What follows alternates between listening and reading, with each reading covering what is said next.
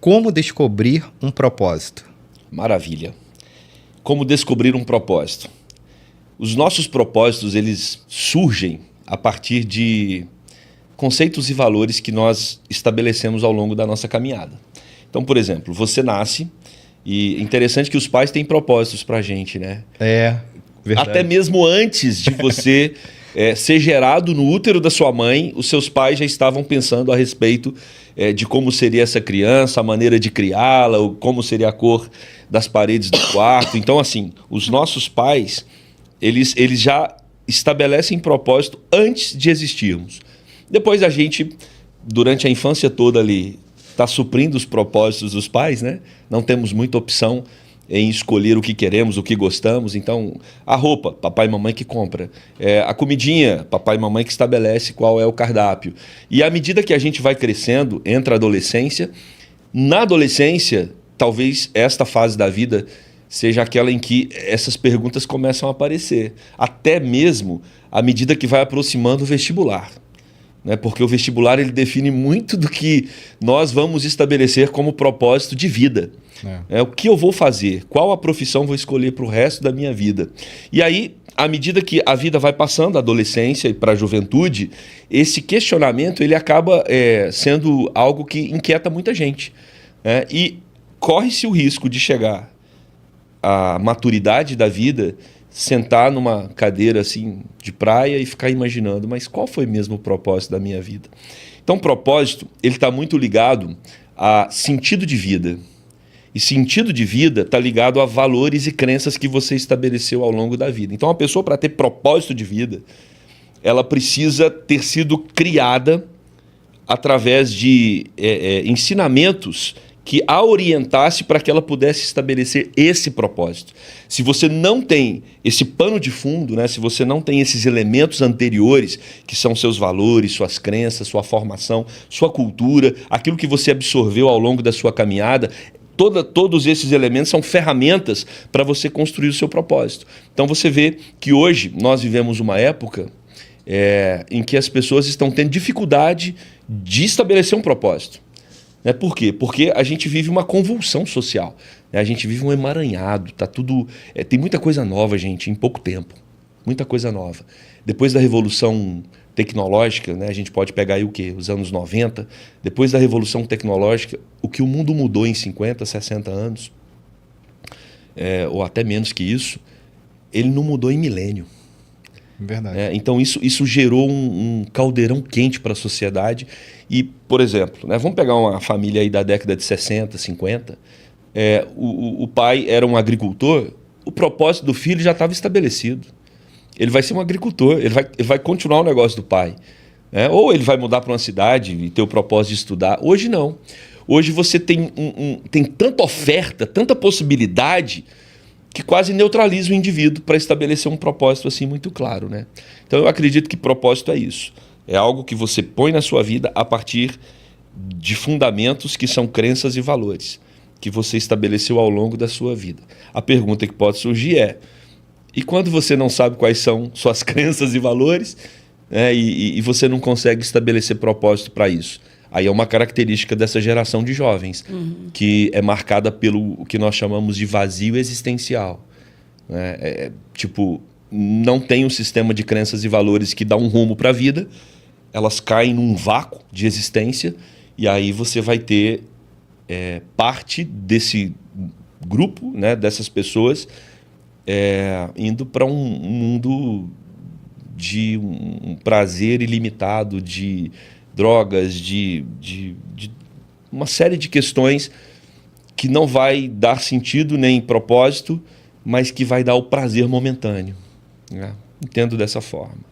Isso chega na velocidade da internet, né? Chega na velocidade da internet, né? A gente tá numa época assim de prazeres rápidos e sem luta para atingir objetivos e propósitos. Então, somos a geração do Nissin Miojo mesmo, né? Rapidinho eu resolvo minha questão aqui para comer. Não importa a qualidade, não importam os nutrientes. A questão é resolver o meu problema rápido. Ou ter prazer rápido. É tudo muito rápido. Tudo na velocidade da internet. E a gente parece estar numa geração que não sabe ouvir não. E além de não saber ouvir não, a geração acima também não sabe dizer. É meio complexo o negócio, né? Léo, é complexo e é um processo de construção sociocultural. Se a gente pega a década de 45, você tem ali o fim da Segunda Guerra Mundial. É preciso reconstruir o mundo. O mundo ficou devastado, então vamos reconstruir o mundo. E aí começa um processo de reconstrução. O povo sofria bastante, não tinha nada, estava tudo implodido por causa da guerra. E aí vem uma geração que a gente chama de baby boomers, né? Que é a geração que reconstrói o mundo e precisa ter muitos filhos para repovoar por causa dos que morreram. E aí você tem grandes famílias com muita escassez. Depois da geração baby boomers vem o que a gente chama de geração X, que é uma geração que já tem um pouquinho mais que os pais, mas que ainda tem muito para ser reconstruído. E essa geração, então, ela rala muito, né? E no meio desse período você tem o êxodo, né? As pessoas saindo dos ambientes rurais para os grandes centros, né? Então tem todo ali um sofrimento, né? Eu não consigo estudar, então eu tenho que trabalhar, mas tudo bem, não tem problema não. Um dia eu vou ter uma família e eu vou conseguir dar para os meus filhos aquilo que eu não tive. E aí você tem a geração Y que já começa a usufruir disso, bem na revolução tecnológica. A geração Y, que é a geração que nasceu ali depois dos anos 80 até os anos 2000, essa geração ela já é uma geração que vem com a revolução tecnológica, é uma geração que os pais já deram uma condição melhor para que eles pudessem estudar e ter uma qualidade de vida melhor. Depois da geração Y vem a Z, né, e depois vem a geração alfa. Essas duas gerações, tanto a Z quanto a Y, Z e alfa, essas três últimas gerações, elas vivem um conforto nunca visto na história da humanidade. Por quê? Porque é o reflexo da repressão dos pais. Os pais sofreram muito e aquilo que a gente chama de efeito rebote, o sofrimento que eu tive, meu filho não vai ter. Então nós produzimos uma geração muito confortável. E essa geração confortável, ela tem a pele fina. Ela tem a pele fina, então o pai que a criou, e não fez isso de maldade, tá? Nós não estamos procurando culpados por esse processo. O pai que criou esse filho, ele fez com a maior das boas intenções. Ele não queria que o filho passasse pelo que ele passou. Mas esse filho, pelo pai ter dado tanto para ele, esse filho não aprendeu a ouvir não. E aí, não ouvindo não, ele não é frustrado. Ele não sendo frustrado, ele acha que o mundo tem que se enquadrar naquilo que ele vê como sendo o melhor para ele. E socialmente isso não funciona, porque o mundo não é para mim. O mundo é uma comunidade, né? Nós precisamos nos ajustar. E nesses ajustes, a frustração é um elemento fundamental. Então, os pais que estão aí acompanhando, né, o podcast, fica a dica. Seus filhos precisam sofrer algum nível de frustração. Se você oferecer tudo para eles, você vai ter... Vocês não, né? Até mais os próprios filhos do que os pais. Muitos problemas no futuro. A frustração é um elemento muito importante para a constituição do nosso ego, né? Agora, é claro, tudo muito bem dosado, pensado, né? Acho que esse é um ponto mesmo. Por mais que doa, né? Para a gente tomar uma decisão assim com um filho, de causar uma frustração para ele, mas é benéfico no futuro. Benéfico. É benéfico. Porque, na verdade, a gente está caminhando para um lugar que a gente não pode nem mais punir os filhos, né? Sim. E aí eu não sei até que ponto isso é bom ou ruim. Esse é um tema que foi muito discutido nos últimos anos e continua sendo um tema aquecido, né? Como disciplinar um filho? Não pode bater. Ok, pode o quê então? E aí, beleza, não pode bater, mas pode o quê? Você vai ter um leque, né? E outra, cada criança é uma. Né? Às vezes você, falando um não de maneira mais incisiva, um filho já entende, o outro não entende. E aí, posso colocar de castigo? Que tipo de castigo? Né? Tudo isso, conforme nós falamos anteriormente, tudo isso depende do seu sistema de crenças e valores. Né? Quais são os princípios que regem a sua vida? Não, meu filho, eu não vou frustrar meu filho. Então você vai ter um ser na sua casa amanhã que não vai aceitar o seu não. Vai ser um indivíduo sem limites. Então, por mais que doa, a gente precisa estar pronto para processos de frustração. Nós adultos, lidamos com a frustração todo dia, a todo momento. Nada é do jeito... Nada é não, né? Mas muita coisa não é do jeito que a gente quer. Então os nossos filhos já precisam passar por essa escola o quanto antes, que o mundo não vai ser do jeito que eles pensam, para que eles sejam adultos mais resilientes, resistentes, né? E que quando receberem uma negativa na vida, eles entendam aquilo como um trampolim para levá-los para mais longe ainda, né? Esse teu comentário me lembrou, meu pai, né, na criação, já é falecido, ele falava assim, mas eu não tive isso do meu pai, por que eu vou dar? A minha mãe já era o oposto.